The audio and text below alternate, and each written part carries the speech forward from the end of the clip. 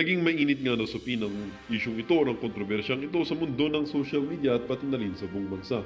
Ibinasura ng Korte Suprema ang kasong impeachment laban kay pangalawang Pangulo Sara Duterte matapos ang masusing pagtatalakay sa nasabing usapin.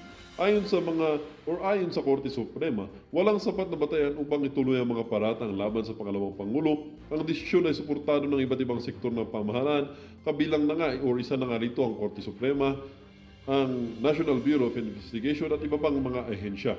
Pinuri ng maraming opisyal ang naging desisyon ng Korte Suprema na nagbigay diin sa integridad at ng proseso at ng paggalang sa posisyon ng pangalawang Pangulo. Malinaw manong nagkakaisa ang mga sangay ng gobyerno sa pagtanggol kay Duterte laban sa mga isyong politikal na anilay wala sa lugar. Samantala, kasabay ng mainit na isyong ito, isinampa naman ang kaso laban dito sa Kamara at ang nagsampa nga nito ay Senator Jinggoy Estrada. Hindi malinaw sa ngayon ang buong detalye ng reklamo, ngunit lumalabas na may kaugnayan ito sa umano'y irregularidad sa mga gawain bilang isang mga kongresista. Patuloy na sinusubaybayan ng publiko ang mga pangyayaring ito na nagdudulot ng panibagong hamon sa politika ng bansa sa kabila ng kontrobersya na nanatili ang panawagan ng maraming Pilipino para sa pagkakaisa at pananagutan sa pamahalaan. Well, para nga sa kabuuang detalye at impormasyon ay panoorin na lamang natin ang buong video. At kung hindi ka pa nakakapag-subscribe naman sa ating channel ay mag-subscribe ka na para lagi kang maging updated sa mga bago nating videos na ina-upload araw-araw at para maging aware ka na rin sa kung anong nangyayari sa ating bansa.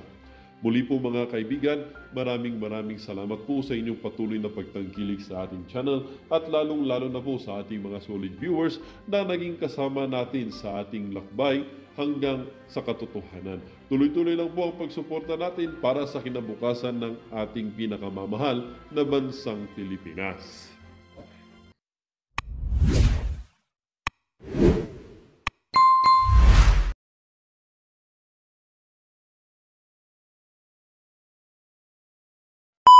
Ito na-file na ang impeachment complaint laban kay VP Sara. At aasahan natin na most likely papasayan sa mga kongresista. I-endorse nila ang impeachment sa Senado. So ang labanan sa Senado. Ito, good news. Si Senator Jinggoy Estrada, in-interview siya ng DWIZ. Nagpahayag siya ng pagtutol sa impeachment o pagpapatalsik kay VP Sara. So, isang boto na pabor kay VP Sara. Pakinggan natin itong interview na ito. Dahil kayo ay isa ng veterano na politiko, na experience na rin na maging judge sa impeachment process, kapag ba ganito na may mga political issue, nakaka-apekto ba ito sa kumpiyansa ng mga investors? Dahil syempre, di ba, yung mga negosyante, tinitingnan kung stable yung political situation ng isang bansa. So, iba nangyayari sa atin? Pwede ba itong magdulot ng pangamba sa mga investors? Yung kanilang confidence ay mabawasan sa paglalakad ng negosyo sa ating bansa? Maaaring mangyari yan, Sally, dahil kita naman yung impeachment na nangyari ng panahon ng aking ama at talagang bumaba yung ating ekonomiya. So ito po ba? Hindi naman advisable na magkaroon ng ganitong klaseng impeachment trial. In fact, nagsalita niya ata si Presidente na huwag nang impeach si pangalawang si Vice President Sara. But it will not. Okay? So, ang ganda yung tanong ng anchor woman, ano? Maapektuhan ba ang confidence ng mga investors? Of course, yes. Ito, speaking from experience na itong si Senator Estrada, tatay niya ang na-impeach. And I believe, emotionally, pa rin siya dyan? May trauma. At, maalala nyo nung humarap sa Senate hearing si PRRD tungkol sa war on drugs. Nako, grabe yung pagtatanong ni Senator Jinggoy kay ex-Senator De Lima, napaya. So, kikita mo yung suporta ni Senator Jinggoy sa mga Duterte.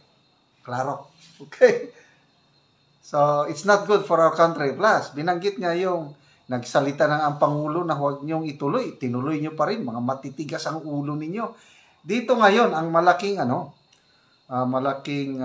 factor, pabor kay VP Sara, yung pagsalita ng Pangulo, tapos hindi sinunod ng mga kongresista, yan, iisipin ng mga senador yan, na the President has spoken, matigas ang ulo nyo, kami ang bahala ngayon. Something like that. Not help the country, it will only divide the country. Yeah, divide. Kasi na nangyari dun sa tatay ko nung araw, Opo. o nung natanggal siya sa pwesto, hindi naman siya na-impeach, nag-walk out lang yung mga prosecutors. Or ano nangyari? Bumuti ba yung buhay ng bawat Pilipino? Wala rin naman Nung tinanggal si Pangulong Marcos, matandang Marcos, ano nangyari? Bumuti ba ang lagay ng bawat Pilipino sa ating bansa? Wala rin naman nangyari. Correct. It's just a waste of time. Pero sir, yun nga, the mere fact na may nag-leak nga na message pala yun na kinumpirma ni Presidente na galing sa kanya, na message niya sa mga kongresista, dinidiscourage na magsagawa ng impeachment process laban kay VP Sara dahil waste of time at wala daw itong maitutulong para sa kapakanan ng sambayan ng Pilipino. Yung bang ganon, assurance na ba yon na hindi kikilos ang kamera para Hindi natin masabing sa ngayon yan dahil once na meron nag-file. Ito, kahapon na interview. Kahapon. Kaya, di pa nila alam na na-file na. Kahapon na interview. Impeachment case against any impeachable officer. Hindi out of the hands ng speaker yan. Wala na sa kamay ng presidente yan. Depende sa tatanggap o mag-endorso ng impeachment complaint. So, hindi yun assurance dahil pwede talagang kung may mag-file, obligasyon yun ng Kamara na aksyonan o pwede naman nilang upuan? Pwede naman. Hindi naman pwedeng upuan. Hindi naman kailang action na nila. They have to evaluate kung anong laman ng impeachment complaint, kung sufficient ba to warrant an impeachment case or impeachment trial. So sir, just in case minsan mo nang na-experience na maging impeachment judge. Tama po ba? Impeachment judge? Yes. Yung ba isang napakahirap na trabaho? Kasi ito yung political process, di po ba? Ito ba yung mahirap na proseso? Marami po bang mga nangi-impluwensya kapag nandun na kayo sa ganun sitwasyon? Well, this is a political process. That is a political process. It is not a judicial process. Impeachment trial is a numbers game. So, okay. Alam mo, nung kasalukuyan ini-impeach si Chief Justice Corona, alam mo, maraming naglalabi dyan, pati yung kasalukuyang presidente nung araw, nung panahon ni Corona, nagtatawag ng mga senador para ma-impeach. Yun. Klaro. Nakialam ang presidente yung impeachment ni late Chief Justice Corona, nagtatawag ng mga senador. So, mabuti ito ngayon. Hopefully na sincero si PBBM yung kagustuhan niya na hindi tuloy ang impeachment. At least, hindi siya magtatawag sa mga senador, ang Pangulo ngayon. Dahil ayaw niya eh. Totoo kaya nga ayaw niya? O drama-drama lang? Si Chief Justice Corona. So, napakahirap ba mag-decision, sir, sa ganung kaso? Well, ako naman, I can only speak for myself. Siyempre, nag-aaral din tayo. Kailangan natin basahin yung impeachment, articles of impeachment. Kailangan isa-isahin natin kung saan talaga nagkakamali, kung saan nagkasala. Kailangan talaga mag-aaral. Pero ito isang bagay na hanggat maaari, kung may iwasan po natin dahil ito po ay very divisive. Yes. Very divisive yan. No? It's very divisive sa ating bansa. Alam mo, imbis na magkaisa, imbis na magka-unite tayo bilang isang Pilipino, bilang isang bansa, tigilan na natin yung mga ganyang klase, yung mga kudita na yan, yung mga impeachment trial, dahil hindi po makakatulong sa ating bansa. So, sir, ano po ba ito? So, agree ako doon sa sinabi ni Senator Jinggoy. Kudita. No way. Naranasan na natin yan. ang military ngayon, never na magkudita dahil they have learned their lessons. Tapos, impeachment, naranasan din na rin natin yan. Hindi naman bumuti ang buhay natin. So, bakit mo pa? Ang mabuti, yung panahon ni PRRD, may plano na i-impeach dating VP Leni Robredo. Isang salita lang ni PRRD na huwag niyong i-impeach. Pabayaan niyo siyang tapusin ang termino niya dahil binotohan siya ng taong bayan. O di walang nagawa ang mga kongresista. So sana ganito rin ito ngayong presidente nagsalita na tapos I don't know, hindi naman nasunod.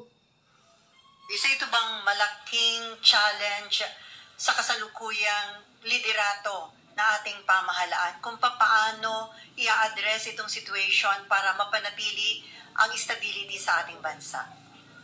Well, alam mo naman si Pangulong Marcos, napakabait, hindi naman competitive si Pangulong Marcos. At sabi nga niya, he is still open or hoping for a reconciliation between him and the Vice President. At ako naman, on my part, ako naman, lagi ko naman sinasabi, nananalangin ako, sana sa darating na Kapaskuhan, kung sino naman ang nagkasala, magpatawaran lang para sa itubutin ng ating bansa. O sa bagay, wala namang permanente. Tama yung sinabi mo ba ni PBBM na never say never after nasabihin ni VP Sara na point of no return na daw yung sitwasyon. Siguro baka nabigla lang si VP Sara, sana nga mag-reconcile na silang dalawa. Total naman, kakasama naman kami nung araw nung panahon ng unity. At saka diba sa politika, sir, wala namang permanenteng magkaaway. Minsan magkaaway dati, ngayon magkasangga na. Totoo yan. Isa lang naman lang yung permanente dyan. Pero, oo nga, anong permanente? So, sana nga, yung mangyayari yun, yung no permanent friends or enemies. Kung ako yung tatanungin, mas maganda yung mag-reconcile. Dahil ang panalo, taong bayan. Pag ganito, tuloy-tuloy, nako, kawawa ang taong bayan. So, yeah, spirit of Christmas. Ang message ng Christmas is forgiveness. Sana magkapatawaran. Okay? So, salamat kay Senator Jinggoy dahil basing from that statement, natutol siya dahil hindi nakakabuti sa bansa.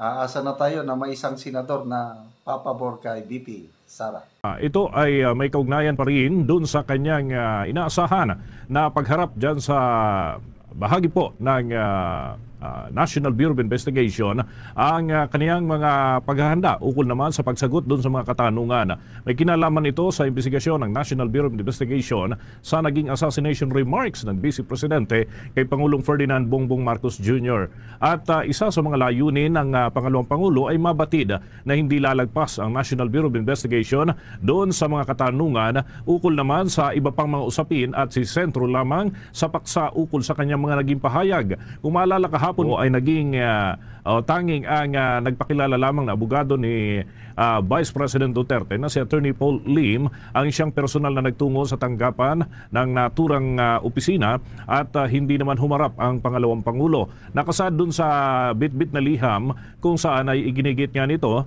na may karapatan ang subject ng isang criminal investigation na alamin din naman ang mga katanungan ng mga investigador at hiniling din ng abogado ng Vice Presidente ang kopya ng reklamo laban sa kanyang kliyente o anumang dokumento na may kinalaman sa pagsisiyasat.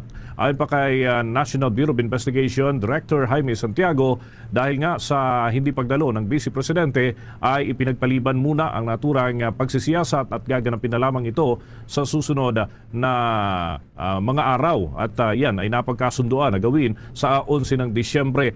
Ang layunin nito ay makapaghanda ang Pangalawang Pangulo ng kanyang magiging depensa ukol naman sa naturang pagsisiyasat. Una nga rito humarap sa investigasyon o hindi humarap sa investigasyon si Vice President Sara at naglabas na lamang ng kanyang video message. Ito naman ay para sa kanyang mga empleyado kung saan ay mga tauhan ng Office of the Vice President ang kanyang naging sentro ng naturang mensahe, pati na ang mga tumutulong umano sa mga opisyal ng kanyang tanggapan, maging ang mga doktor, abogado at iba pang mga personalidad na hindi nagpapasaklaw doon sa mga isyong pampolitika at tinutulungan ang kaniyang mga tauhan. Narito ang bahagi ng mensahe ni Vice President Sara Duterte. Assalamualaikum warahmatullahi wabarakatuh. Madayaw, ugmayong adlaw kaninyong tanan. Magandang araw sa inyong lahat. The Office of the Vice President would like to express our deepest gratitude to all the lawyers, doctors, and other professionals who are helping the personnel affected by the ongoing crisis in the office. The legal documents are now with the lawyers, and the patients are under the expert care of healthcare personnel. All these back office support shall allow me and other personnel to focus on the OVP Thanksgiving, year-end activities, office utilization review, and the calendar year 2025 planning. We assure the Filipino people that even in times of crisis and without resources, we shall stand tall, strong, and resilient in our service to the Filipino people. We will not break. Shukran. Lagi yan ang mensahe ni Vice President Sara Duterte para sa kanyang mga tauhan sa Office of the Vice President, pati na ang iba pang mga grupo umano at mga individual na tumutulong sa kanyang mga tauhan. Samantala sa kaugnay na balita, ito ngang si Vice President Sara Duterte, abay may mga kahilingan pa sa National Bureau of Investigation bago ito humarap sa kanilang isasagawang investigasyon. Ibinahagi ng National Bureau of Investigation ang ilan sa mga request ni Vice President Sara Duterte kahapon nang mabigo itong humarap sa hearing ng NBI kasunod ng inilabas na subpoena sa kanya. Ayon kay NBI Director Jaime Santiago, humihingi ang Vice Presidente ng clear copy ng complaints o reklamong isinampas sa kanya at maging ang listahan daw ng posibleng mga tanong sa kanya. Ayon naman kay Santiago, bilang siya naman ang pangalawa sa may pinakamataas na posisyon sa bansa at bilang respeto ay magko-comply sila sa kahilingan nito. Pero pagdating sa listahan ng mga itatanong sa kanya sa investigasyon, pag-uusapan at pag-iisipan pa raw ito ng NBI. Paglilinaw ni Santiago, dalawa naman ang focus ng investigasyon nila.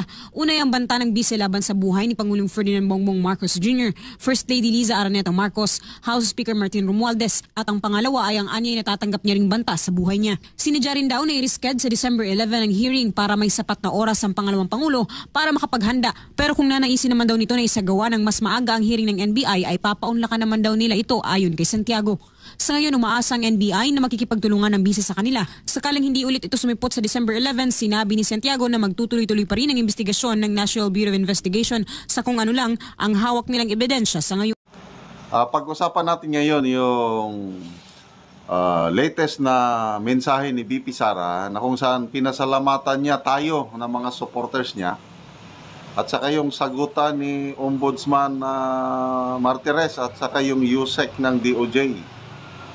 Shut up, sabi niya. Dito, pag-usapan natin yung posibilidad na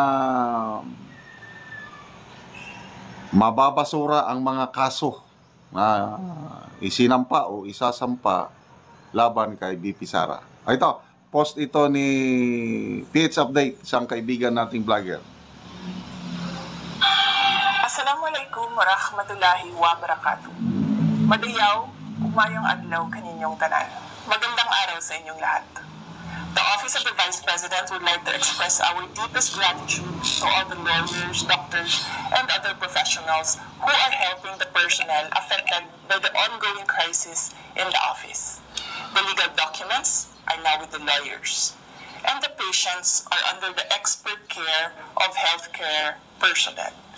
All these back office support shall allow me and other personnel to focus on the OVP Thanksgiving, year-end activities, office utilization review, and the calendar year 2025 planning.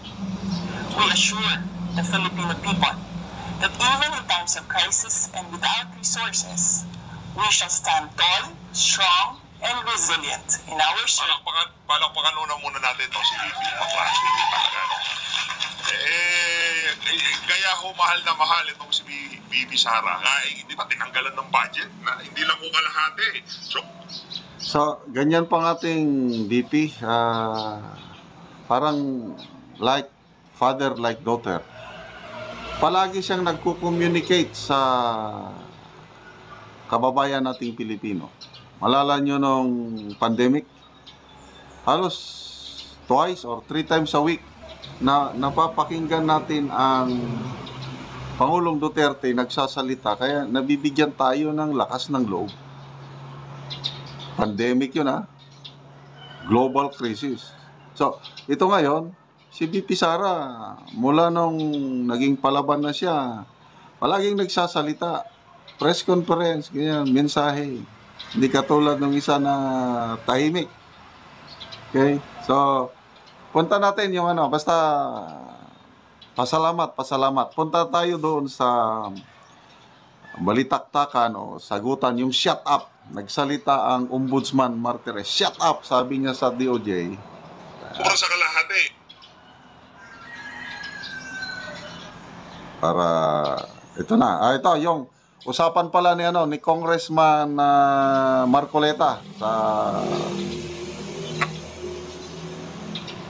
which is looking into the alleged misuse of more than 600 million confidential funds by the Office of the Vice President and the Department of Education. Unquote.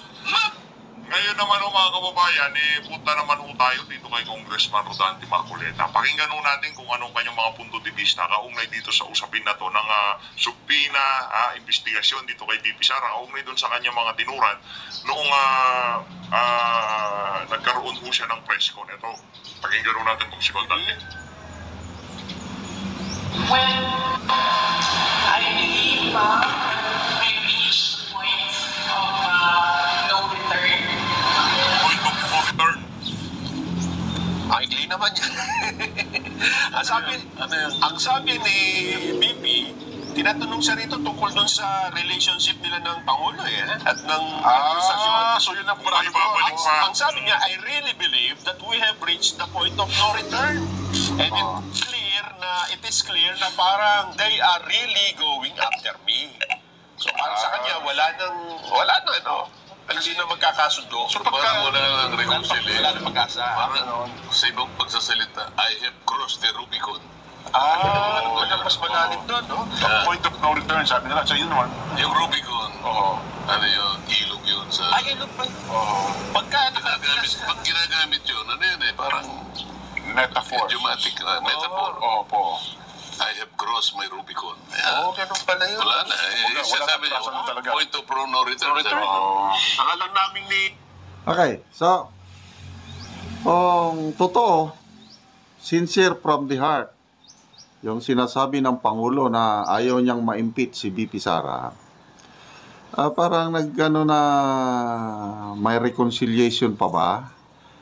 Kasi gusto ng Pangulo, huwag niyong impeach. Kaya lang, sagot ng BP, point of no return, wala na. Tuluyan nang nawasak ang unity team. Wala nang pag-asang mag-reconcile. Kung ako ang inyong tatanungin, maganda sanang mag-reconcile.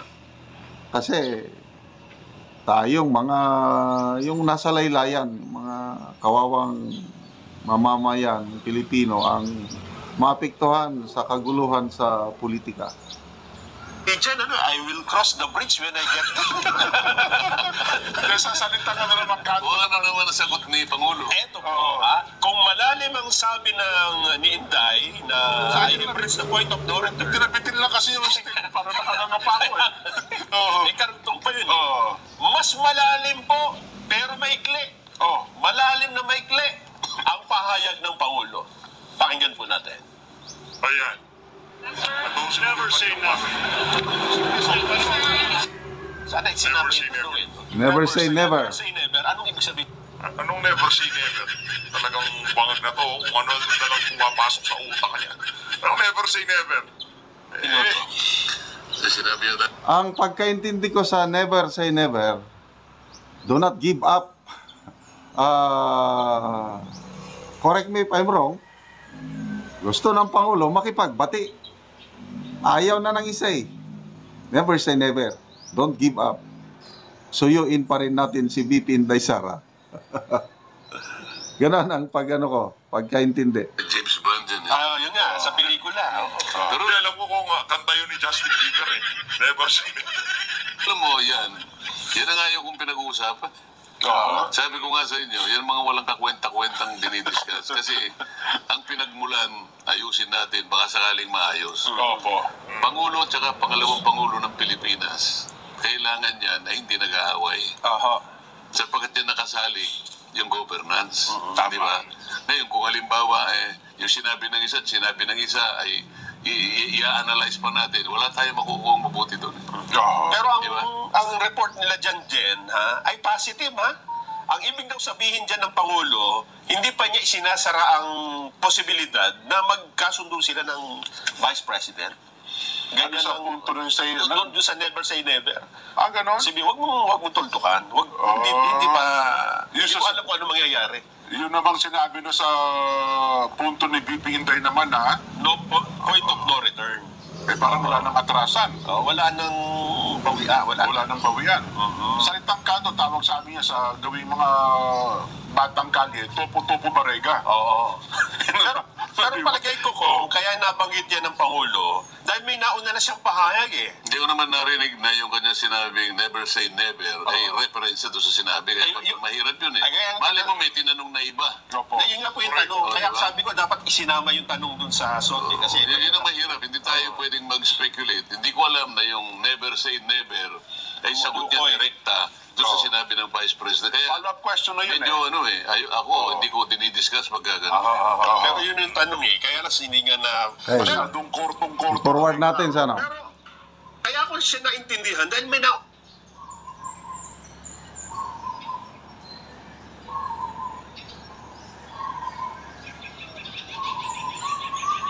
Yung merong pahayag ang ombudsman na shut up. Wala akong nakikita na violation ni VP Inday Sara na dapat siyang kasuhan. Very clear. Pinapa-shut up niya yung DOJ. Anong ibig sabihin nito? Malaking pag-asa po. Sa akin lang na mawawalang saysay ang mga isinasampang kaso ngayon for two reasons. Una, granting na totohanan yung desire ng Malacanang, desire ng Palasyo na huwag i-impeach si VP Sara dahil ma-distract lang tayo. So that's a good development kung totoo. Tapos, may nakapagsabi na ang advice daw ni Secretary Juan Ponce Enrile na let's cool off things. For the sake of country, for the sake of everything, cool off. Hindi pa, laylo na lang, wag mo na. So, kung ang Pangulo, sinusunod niya na yung advice ni Juan Ponce Enrile, kasi napagdaanan na ng Marcos family, biglang sumabog ang taong bayan, nagalit, nag-EDSA, nag-people power, wala ang Marcosinho, nag-exile, na-exile. Baka yun ang tinitignan na huwag nyo nang galitin ang taong bayan. Let bygones be bygones, huwag nyo nang impeach, huwag nyo nang kasuhan, pabayaan nyo na lang. Tapusin ang termino ng bawat isa, 2028 na lang ang usapan. So kung ganito, isang lang ng Pangulo, i-withdraw ang mga kaso or pwedeng ituloy ang kaso, kailang ang resulta, dismiss ang kaso. So sana ganito ang mangyari. Para, wala na, tama na ang bangayan sa politika.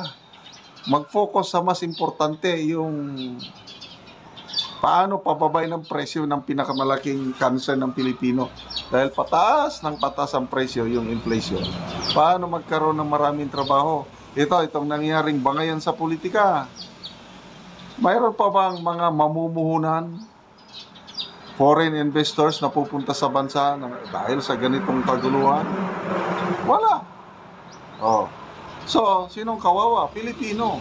Walang trabaho.